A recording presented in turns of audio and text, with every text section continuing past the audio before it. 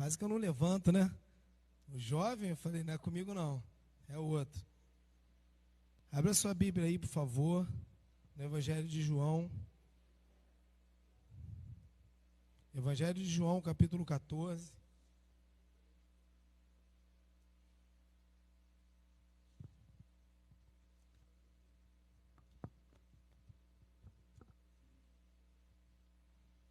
Amém? Evangelho de João 14.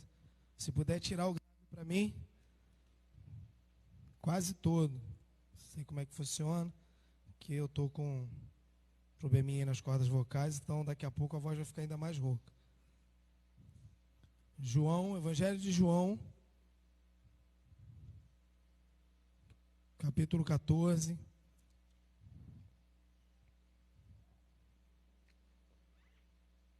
Versículo 6. Amém? Acharam? Deixa eu botar o celular aqui também, que o celular é a cola da referência bíblica. Foi. Acharam, queridos? Então, o Evangelho de João, capítulo 14, versículo 6, diz assim: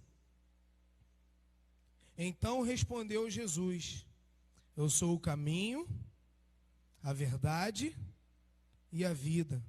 Ninguém vem ao Pai a não ser por mim. Mais uma vez, querido. Então respondeu Jesus: Eu sou o caminho.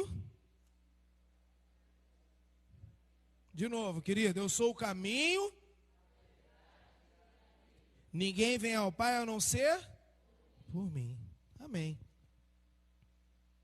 Existe uma regrinha, querido, básica de interpretação que eu tenho o hábito de repeti-la frequentemente, que eu aprendi essa regrinha antes de eu me converter.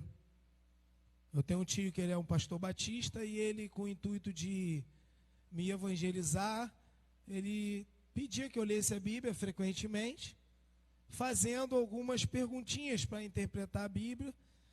Isso fazia com que eu ficasse preso na leitura 1 hora, 2 horas, 3 horas. E hoje eu nem acredito que eu já fiquei quase 6 horas lendo a Bíblia. E quanto mais eu lia, mais eu queria achar respostas, mais eu fazia perguntas, e mais eu ia me aprofundando, e mais eu ia questionando, e eu anotava, ia anotando, ia anotando. E é essa regrinha que eu gostaria que a gente aplicasse a esse texto. Nós usamos esse texto com uma certa frequência, e enquanto eu estava lendo ele, o Senhor me chamou a atenção para algo muito interessante, que às vezes a gente não atenta, isso é no meu caso, eu não havia atentado, e por conhecer a passagem, eu também não havia aplicado a tal regrinha, de quem está falando, o que está falando, perdão, quem está falando, para quem está falando, o que está falando, e por que está sendo dito. Qual a conclusão daquilo? E eu resolvi aplicar a regrinha nessa passagem. Na verdade, o capítulo 14, o assunto do capítulo 14 começa nos capítulos anteriores. E aí a gente tem que ler o 12, o 13, o 14, continuar no 15, para ter o entendimento. E eu falei, poxa, a primeira pergunta é fácil, né? Quem está falando? O próprio verso já diz, então respondeu Jesus. Falei, beleza. Mas para quem ele está falando? E aí eu fui pesquisar para quem Jesus estava falando, e Jesus estava dando uma resposta, a própria passagem vai dizer, a um cidadão chamado Tomé, um de seus discípulos. E sobre o que Jesus estava falando, e aí eu precisava ler tudo, ler o anterior, para entender o assunto. E é sobre o que Jesus estava falando e por quê, e para quem ele estava falando e por que ele estava falando aquilo, que eu gostaria que nós atentássemos nossa atenção hoje, né, a redundância, atentássemos a nossa atenção, mas que a gente pudesse focar nisso. Eu gostaria que você prestasse atenção que, primeiro, quem está falando parece simples. você vai responder de forma tranquila: Jesus. Mas a primeira coisa é: quem é Jesus? Quem é Jesus? Jesus é o ser do qual se fala na minha igreja. Talvez ele seja uma pessoa, talvez ele seja o seu Deus, talvez ele seja o meu Senhor, meu Salvador. E aí a primeira resposta, ela não pode ser tão simples, ela não pode ser tão rasa. Então quem está falando? E aí cada um faz a sua análise, a sua reflexão. E para mim a resposta foi: quem está falando é o meu Jesus, o dono da minha vida, aquele do qual eu sou servo, do qual a palavra servo significa escravo. Logo, eu estou falando daquele que é dono da minha vida, do qual eu deveria incondicionalmente obedecer, sem questionar, sem pestanejar. E aí eu falei: Mateus, qual é o tema? Não, meu parceiro, tranquilo, é o que você tiver no coração, que Deus te der. E ficou mais fácil, porque o tema ele me deixa às vezes limitado. Eu não gosto de encaixar, uma passagem bíblica num tema. E eu comecei então a falar: poxa, Senhor, eu tenho a liberdade de buscar no Senhor e de ouvir o Senhor falar. E baseado nisso, eu cheguei então a uma clareza de que quando eu faço a primeira pergunta da interpretação básica, da exegese, da hermenêutica básica, eu entendo que a resposta para mim, e aí você faz a sua, eu faço a minha. E conforme a primeira resposta conforme a gente conduz a nossa vida. E quando eu lembrei que Jesus então é o meu Senhor, me faz lembrar o preço que foi pago pela minha vida, o sacrifício de cruz, a maldição lançada sobre ele, que estava reservada a mim, o castigo lançado sobre ele, que estava reservado a mim, a morte lançada sobre ele, que estava reservada a mim. E eu chego a uma conclusão: nosso tempo ele é curto, então eu não vou esticar, que eu poderia colocar aqui para mim e para você, na mesa, série de situações que nos mostram e afirmam porque ele é o meu Senhor, porque ele talvez seja o seu Senhor, e porque ele deveria ser o seu Senhor se ele ainda não é, porque ele deveria ser o teu Deus se ele ainda não é, porque ele deveria ser o seu Salvador se ele ainda não é. Eu poderia aqui reafirmar com dezenas de passagens bíblicas. Eu poderia começar por Isaías 53, dizendo: verdadeiramente ele levou sobre si as nossas iniquidades, as nossas dores, as nossas enfermidades, o nosso pecado, o castigo que nos traz a paz foi lançado sobre ele, para dar a primeira resposta de quem é que está falando nessa passagem. Então já chegamos ao entendimento de que é Jesus, amém, querido? E eu tenho entendimento de quem Jesus é para mim. Não só hoje, mas para toda a eternidade. E aí eu vi que Jesus ele fala isso porque lá no versículo 4, ele vira para Tomé e ele diz: Tomé, discípulos e todos os que estavam ali, Filipe, Pedro, João, ele diz assim: olha, vós conheceis o caminho. Então eu também sei que Jesus está dando essa resposta, no caso aqui a Tomé, diretamente, e também aqueles que estão com ele. E essa resposta, evidentemente, se refere a uma pergunta que para nós parece tão simples. Às vezes a gente olha para Tomé e menospreza, porque como pode o camarada fazer uma camarada que andava com Jesus fazer uma pergunta dessa? Jesus vira para os seus discípulos e diz: olha, vocês conhecem o caminho para onde eu vou. E por mais incrível que pareça, Tomé e os discípulos que ali estavam, demonstra que não sabiam. E Tomé então diz no versículo 5, Senhor, não sabemos para onde vais, como então conhecemos o caminho? Cara, isso é incrível. Porque eles estavam andando com Jesus há um período grande, não sei se anos ou se um ano, mas me parece que já estava próximo à morte de Jesus, logo, tinha aí pelo menos mais de 2 anos. Então eles viram Jesus fazer milagre, Deus revelar as coisas através do Espírito e revelar coisas através de Jesus, falar com Filipe, falar com André, apresentar várias situações, milagres, prodígios, maravilhas, tremendas coisas sendo feitas pela mão daquele que eles acreditavam até um certo ponto que era o Filho de Deus. Jesus lhes apresenta uma série de ensinamentos, mas eles simplesmente olham para Jesus e diz, Senhor, nós não conhecemos o caminho.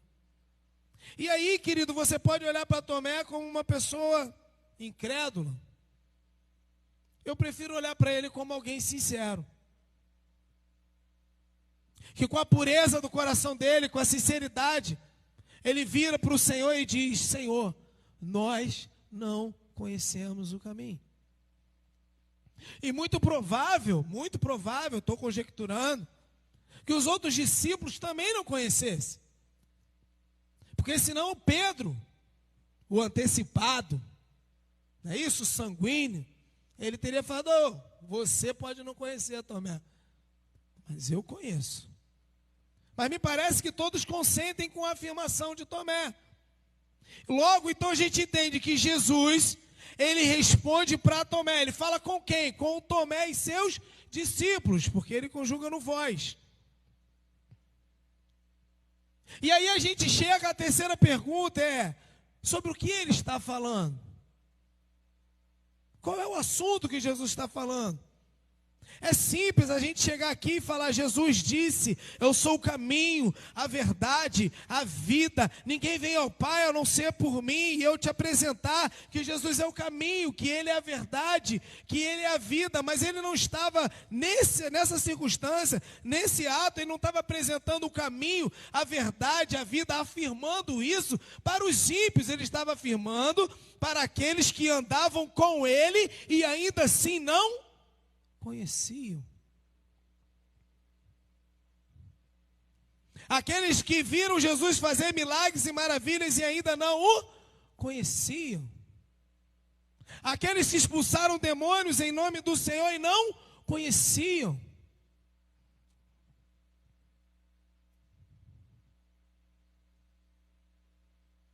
E a gente entende que Jesus está falando isso porque existe uma dúvida, existe um ponto de interrogação no coração dos seus discípulos. Vós conheceis o caminho. Não, Senhor, nós não conhecemos.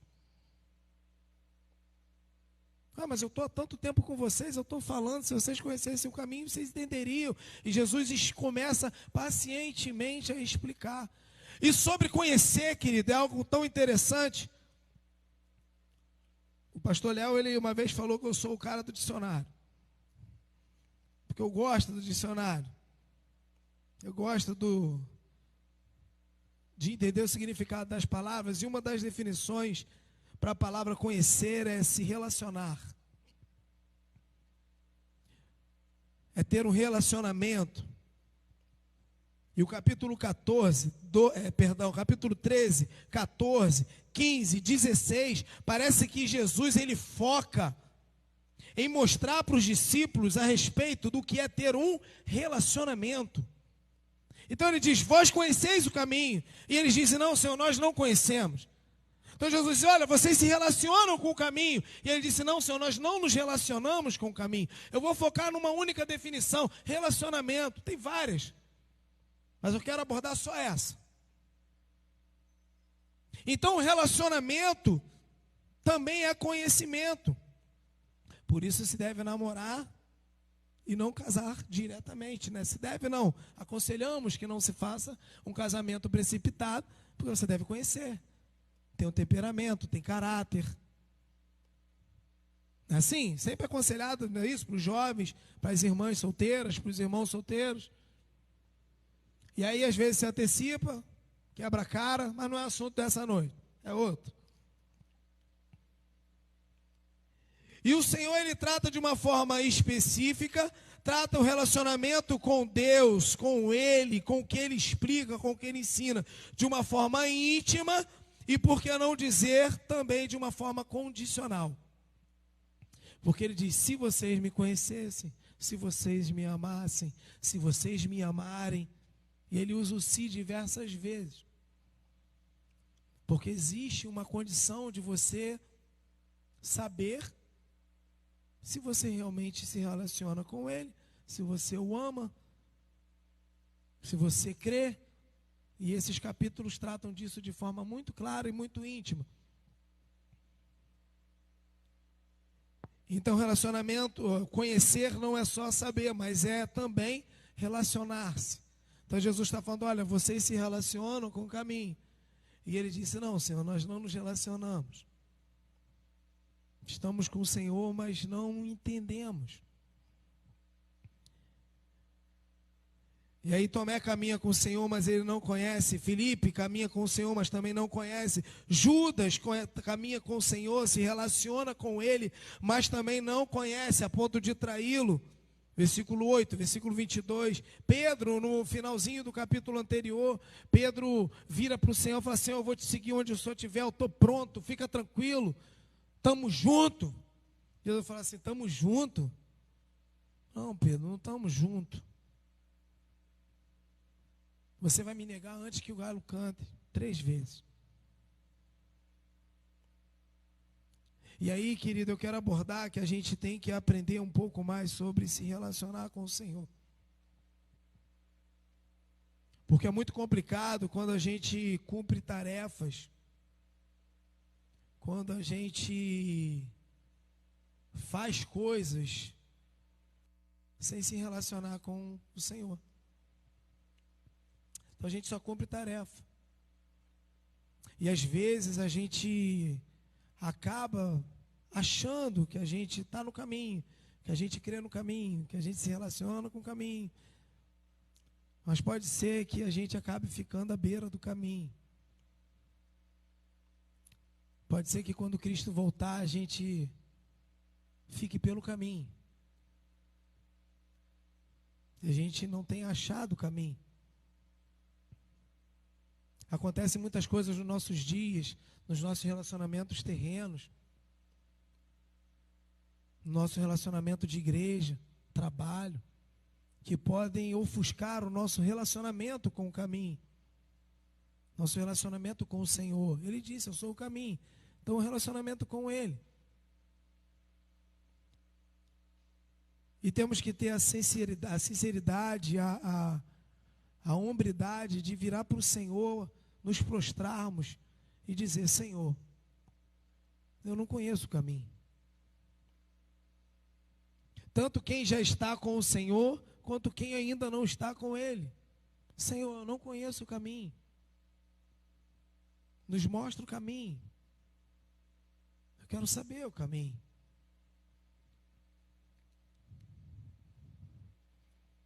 Como eu disse, querido, eu não quero menosprezar Tomé, Filipe. Você vai pegar aí versículo 8, versículo 22, você vai ver que todos esses discípulos apresentavam um relacionamento vazio ou parcial, ou ainda um relacionamento um pouco ignorante, leigo com o Senhor.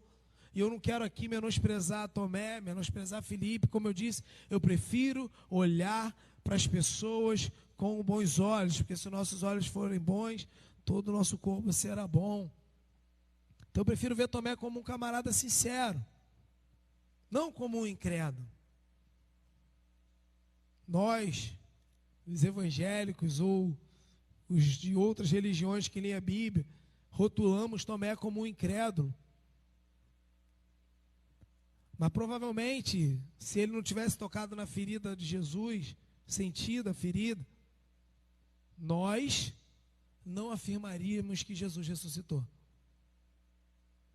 Então eu prefiro ver como um cidadão sincero, um discípulo sincero. Um discípulo que ele simplesmente, ele mostra toda a sua humanidade diante do Senhor. Ele não apresenta para o Senhor um super-homem, um super-crente. Ele demonstra que ele é humano. E ele diz: nós não conhecemos o caminho, Senhor. Mas quando esses cidadãos, eles conhecem o Senhor mais à frente, você vai ver isso lá em Atos. Jesus morre, ressuscita, se apresenta a eles, eles veem, Tomé toca. E aí você vai ver Pedro, um homem novo, você vai ver Filipe, um homem novo. Você vai ver João, o camarada que se esconde na crucificação, um homem novo. Você vai ver Tiago, que parece que Tiago foi o cara que também se escondeu, se afastou, porque diz que os discípulos se afastaram na crucificação, só João que ficou ali mais próximo. Então Tiago também um homem novo, porque quando a gente conhece e se relaciona com o Senhor, com Jesus Cristo, com aquele que é dono da nossa vida, quando a gente se entrega para Ele, tudo muda. Nós nos tornamos, então, moradia do Pai, do Filho e do Espírito Santo. Versículo 21 e versículo 23. E quando a gente se torna morada de Deus, tudo muda, querido. Eu conversava com uma irmã esses dias e a gente falava sobre o Evangelho, e a gente fica questionando sobre algumas coisas que eu vejo que é complicado, porque a própria definição, ao dicionário de novo, né? A própria definição para evangelho significa boas novas. Boas e novas notícias. Boas e novas coisas para um povo que estava aflito. Boas e novas coisas, uma nova história para o povo gentil, que não foi o alvo da salvação a princípio. E aí, querido, a irmã falou assim: mas Tiago, como pode? A gente tem aí crentes, pedófilos, estupradores, mentirosos. Nós temos maridos espancadores. E eu falei: amada, entenda uma coisa. Eu não sou o dono da verdade, eu não tenho resposta para tudo. Às vezes eu acho que eu tenho. E respondo com a resposta que eu acredito que seja correta. E eu falei assim: muito provável que essas pessoas que você cita, sendo ela um crente sem título, ou diácono, presbítero, pastor, apóstolo, bispo, semideus, arcanjo, provavelmente essa pessoa ela não tem contato com o Evangelho. Então a vida dela não é mais uma vida com as boas e novas coisas que Deus tem para ela. E quando eu falo o que Deus tem para ela, provavelmente você pensa em alguma coisa nessa terra, querido. E Evangelho não é isso. O Evangelho são boas e novas coisas que Deus faz de dentro para fora. E aí eu falei: amada, muito provável um marido que espanca a mulher, ele não tem contato com o Evangelho, porque na minha concepção, o Evangelho ele tem que trazer mudança. Porque se ele não traz mudanças, a gente continua deliberadamente profanando, mentindo, maldizendo, batendo, espancando, xingando. É provável que a gente não tenha contato com o Evangelho. Talvez a gente tenha tido um dia. Eu não vou dizer que a pessoa nunca se converteu, nunca conheceu o Senhor, não. Mas a Bíblia ensina que o pecado ele vai engessando a mente da gente. E se a gente ficar com o nosso coração duro, a cerviz dura, a gente vive na prática do pecado de forma deliberada, de forma libertina. E aí já não resta temor, já não resta perdão de pecados, porque não tem arrependimento. O contato, querido, com o Evangelho, com as boas novas do Senhor, tem que ser diário, tem que ser contínuo, tem que ser constante, tem que ser sincero. E aí eu falei para ela: amada, muito provável, e eu não sou o dono da verdade, muito provável que o casamento termine, porque um dos dois não se sujeitaram ao Evangelho. E conhecer, uma das definições para conhecer é sujeitar-se. Sabe por quê, querido? Eu e a minha esposa trabalhamos, ficamos juntos 24 horas praticamente por dia. E algumas pessoas, alguns irmãos, muito preocupados conosco, falam assim: é complicado, né? É complicado esse negócio de ficar o dia todo junto, com esse negócio de quarentena. Primeiro foi o negócio de trabalhar junto, depois quarentena. Eu falei: pra gente não. Pra gente não. Ah, então porque vocês não brigam? Claro que brigamos. Vocês não se desentendem? Claro que se desentende, normal. Mas eu não posso ser um espancador, porque eu sou uma nova criatura. Ela não pode me desonrar, me desrespeitar, porque ela é uma nova criatura. Então ela se sujeita ao Evangelho, eu me sujeito ao Evangelho, e a gente se sujeita um ao outro. Isso é Evangelho. E por isso são aí 24 anos, vamos fazer 24 anos. 24? 20 anos. 20 anos, perdão. Foi mal aí, desculpa. 20 anos de casados. Quase que eu arrumo um problema, né? Ah, tá bom, pelo menos eu botei para cima, né? Errei para cima. E aí, querido, não tem como um casamento perdurar se não há sujeição ao Senhor. Não tem como um namoro perdurar se a gente pula etapa, porque não se sujeita ao Evangelho. A gente não se sujeita ao caminho, não se relaciona com o caminho que é Jesus. A gente não se relaciona com a verdade que é Jesus. Não nos relacionamos com a vida que é Jesus. E aí o pecado, vivemos em pecado, o pecado gera morte, esse é o salário dele. Então casamentos se frustram, amizades acabam, porque não há sujeição ao Evangelho. Poxa, mas aí a gente tem cultos 2, 3, 4, 5 vezes por semana. Me foi perguntado isso. Como você pode dizer que as pessoas não estão tendo contato com o Evangelho? Eu falei: olha, humildemente eu te digo, talvez não esteja sendo pregado o Evangelho.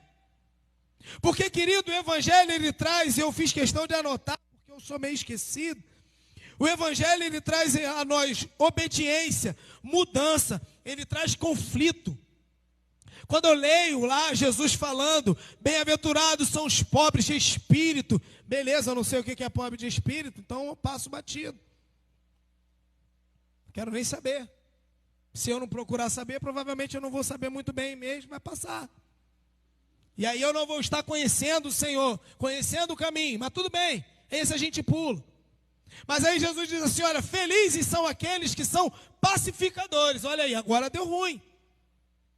Porque eu sou aquele que jogo gasolina na fogueira. Eu sou aquele que quando eu vejo o pau quebrando, isso aqui é importante. Eu sou aquele que manda mensagem: André, você não sabe o que Valdirei falou de você. Se eu te contar. A gente se preocupa muito com o adultério, né? Com a fornicação.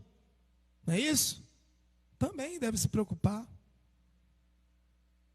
Mas aí, querido, a gente se relaciona com o caminho, se relaciona com o Senhor, se relaciona com o Evangelho, e se ele não gera mudança, de forma que o adultério acabe, a fornicação acabe, a mentira acabe, a fofoca acabe, a mudança acabe, a mudança continue, ou a mudança de uma vida de pecado, ela vem a surgir na nossa vida, logo não é Evangelho. Logo, se eu estou na igreja segunda, terça, quarta, quinta, sexta, sábado, domingo, e eu continuo vivendo uma vida de pecado deliberado, não é Evangelho que eu estou ouvindo, ou eu cerrei os meus ouvidos. Eu coloquei tapumes e lacrei. Eu falei: eu não quero saber do Evangelho, das duas uma. E eu falei para a irmã, talvez por isso nós não vejamos também grandes milagres, grandes prodígios, grandes maravilhas. Nós não vemos jovens cheios do Espírito, cheios do poder. Nós não vemos os nossos velhos sonhando, tendo visão, profetizando. Talvez por isso nós não vejamos o poder que o Evangelho é. Talvez. E eu digo talvez. Eu não sou o dono da verdade. Eu falei que ia assumindo a voz, não falei? Daqui a pouco eu vou pedir a Nícia, a Thaís só, vou soprar no ouvido e eles vão só fazendo sinais.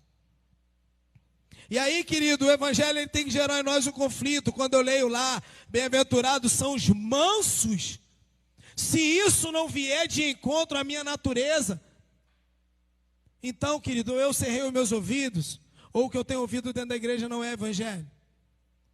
Aquele que tem fome e sede de justiça, porque vai ser saciado. Então ele não canta musiquinha de vingancinha. Ele não olha para o irmão, para o conhecido, e fala, Deus vai fazer justiça com aquele vizinho. Imagina você, querido, que eu tinha uma vizinha, que até sal grosso rosa ela botava na porta da loja. Não sei para quê. Imagino, como o dono da loja falou, imagino que ela achou que ela estava jogando algum tipo de coisa sobre a minha vida. E aí ela jogou, ela passou e eu esperei ela passar, ela sair, ela ir embora. Depois que ela ia embora, eu fui lá e tirei o sal. Porque eu também não queria ofendê-la. Eu não queria simplesmente na cara dela, aqui ó, estou varrendo porque isso não me importa. Não. Isso não é ser manso, isso não é... E eu poderia também, como vários ensinamentos aí, ditos evangelho, pedir ao Senhor que fizesse justiça. Mas o Evangelho diz assim, olha, se o teu inimigo tiver fome, dá de comer. Se o teu inimigo tiver sede, dá de beber. Se o teu inimigo bater de um lado, não. Aí eu viro sururu. Porque eu sou crente, mas não sou bobo. Então você não é crente. Então eu não sou crente. Eu sou alguma outra coisa. Menos uma pessoa que conhece o caminho, que se relaciona com o caminho e se sujeita ao caminho, que é Jesus Cristo. Então eu não me relaciono com o Evangelho. E aí, querido, não tem ninguém aqui que passa, a começar por mim. Mas eu não estou falando de, no momento de ira, no momento de erro, no momento de falha, eu me irar com a minha esposa, com a minha filha, com o vizinho, não. Eu estou dizendo, quando Jesus diz, bem-aventurados mansos, ele está falando de uma nova essência, de uma nova criatura, de um novo nascimento, de você ser uma outra pessoa. Não quer dizer que você não vai errar, porque você é humano, assim como Tomé, caminhando com Jesus e disse, Senhor, não conhecemos. E quando eu e você falharmos, tropeçarmos em alguma coisa, por conhecer o Evangelho, a gente sabe que quando a gente se arrepende, nós somos perdoados. Não é isso que está escrito lá em 1 João, capítulo 1, 9? Se confessarmos o nosso pecado, Ele é fiel e justo para perdoar o nosso pecado, e o sangue do seu Filho Jesus nos purifica de todo pecado. Então não estou falando de falhar, estou falando de pecar frequentemente, sem temor, sem tremor e sem nenhum tipo de desejo de obediência. E logo, se o Evangelho não confronta quem nós somos, ele não converte o nosso caminho, ele não nos consagra. Eu não sei se a definição de consagrado é essa, mas um irmão falou uma vez isso para mim e eu, não como uma definição oficial, mas eu defini isso como uma verdade. Consagrado, se a gente botar como uma palavra composta e separar ali, é com o sagrado, com aquele que é sagrado. Então, quando nós nos decidimos a estar consagrado, estar com Jesus, tem que ser para valer, querido. Tem que ser para valer. Amém? O Evangelho ele nos traz consciência do pecado, ele nos traz conciliação com Deus e comunhão com o Pai. E aí eu separei um monte de palavras que conflito, confronto, conversão, consagração, consciência, conciliação, comunhão e e eu falei melhor parar porque senão Eu não vou conseguir achar, vou pegar o dicionário e vou caçar mais palavras. Mas isso tudo se resume em que nós devemos então estar com o Senhor, que é o caminho, que é a verdade. E conhecendo Ele, nós devemos nos relacionar com Ele. E nos relacionando com Ele, querido, boas e novas notícias a respeito da sua vida Deus tem. Amém? Boas e novas notícias a respeito da minha vida Deus tem. Deus tem boas e novas para o seu caráter. Deus tem boas e novas para a sua personalidade. Deus tem boas e novas para o seu casamento. Deus tem boas e novas para as suas amizades. Deus tem boas e novas para o seu relacionamento dentro desta congregação. Deus tem boas e novas coisas para todo aquele que se relaciona com o seu Filho Jesus Cristo. Eu anotei aqui porque eu ia esquecer de falar da minha filha. Minha filha está aprendendo a tocar violão. Cara, é muito legal. Eu tentei ensinar ela algumas vezes e não funcionou. Porque eu ensinava e exigia. Logo, quem ensina e exige ao mesmo tempo, sendo pai, não dá certo, não flui.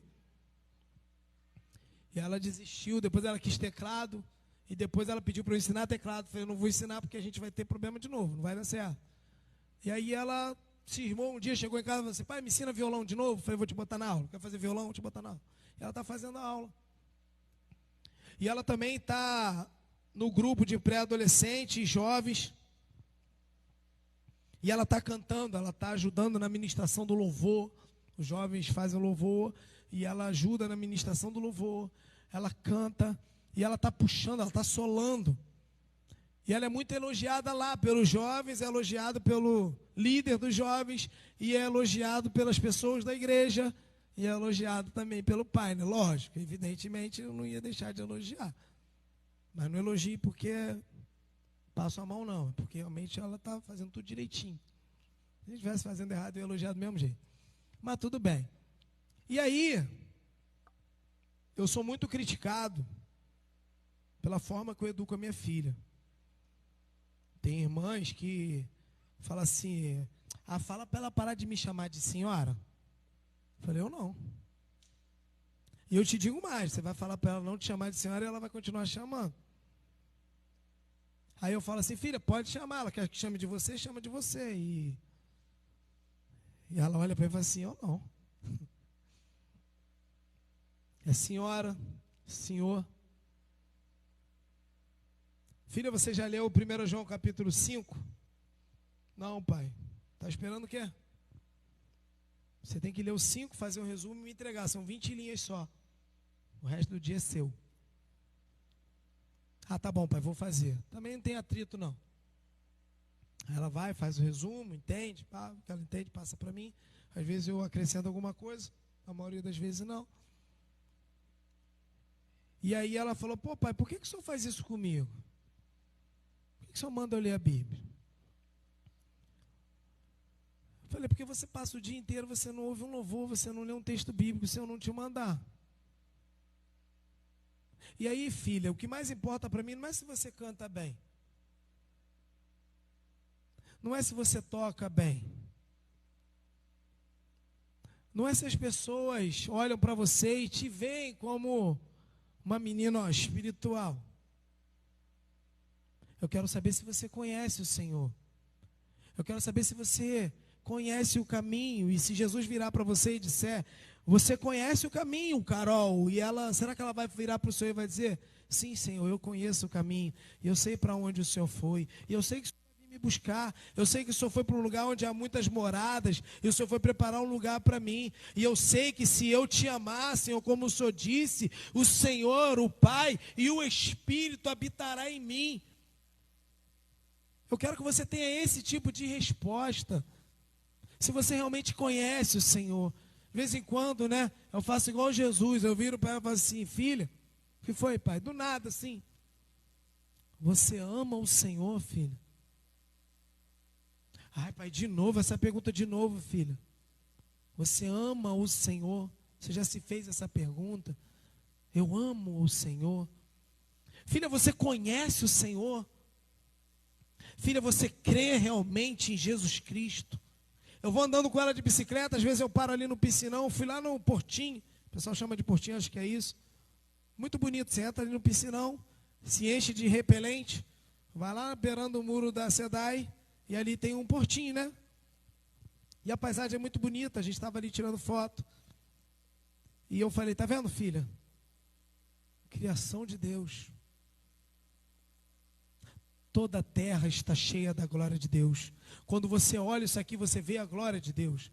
Você vê o poder de Deus. Você vê a autoridade que Deus tem sobre tudo e sobre todos. Olha a grandeza do Deus que nós cremos. É, né, pai? Eu viro para ela e falo assim, você crê em Deus mesmo? Você crê que Deus realmente é o Criador dos céus e da terra e de tudo que há? Você crê que realmente Deus te criou tão linda, tão perfeita? Você crê nisso mesmo? Claro que eu creio, pai, tem certeza? Você crê que Jesus Cristo é o Filho do Deus vivo, que Ele morreu pelos seus pecados? Você já pediu perdão pelo seu pecado hoje, pelo que você cometeu, pelo que você falou, pela malcriação, pelo momento que você não quis ouvir o Senhor, ler o Evangelho, ler a Nova Aliança, o Novo Testamento, entender de Deus? Você pediu perdão? Ah, pai, hoje ainda não, então faça. Porque se não houver, querido, relacionamento com o caminho, é provável que naquele dia a gente questione por que não fomos arrebatados, e aí já era. Muito provável você lembre dessa mensagem ou de outras que você já ouviu ou que você vai ouvir, e você vai dizer, poxa, eu não fui com o Senhor porque eu não conhecia o caminho. Eu não me relacionei com o caminho. Eu não estava com o caminho, eu não conhecia. Logo eu não conhecia o Senhor que eu acreditava ser o meu Senhor. Eu não conhecia o Salvador que eu acreditava ser o meu Salvador. E eu sempre digo, é uma coisa tão simples, querido.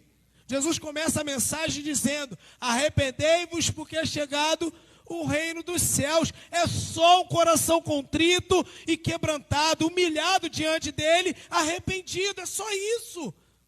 Para que você conheça o caminho, é só isso.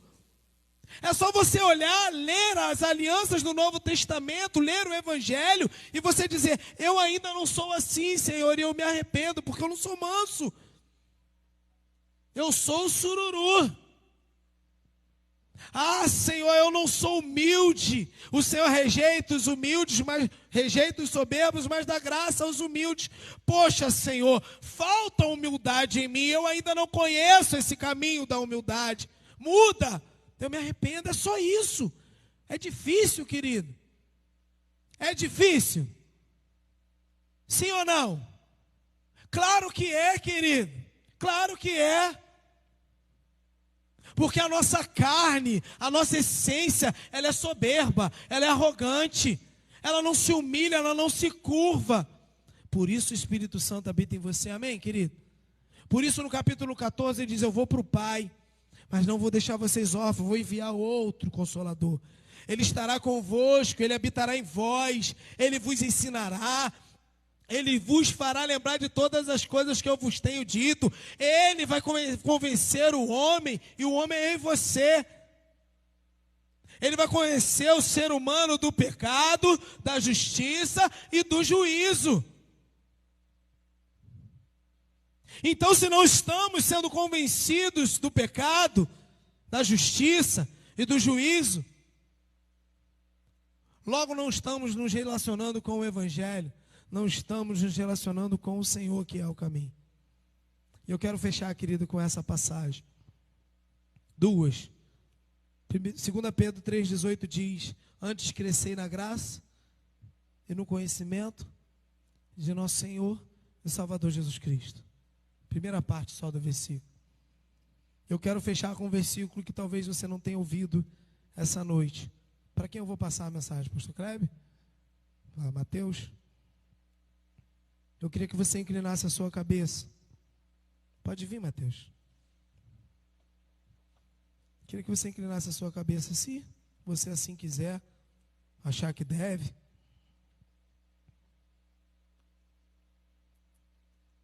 A passagem que eu quero fechar nessa noite, que eu quero que ela penetre no teu coração. Talvez você nunca tenha ouvido essa mensagem, tenha lido essa passagem no Novo Testamento.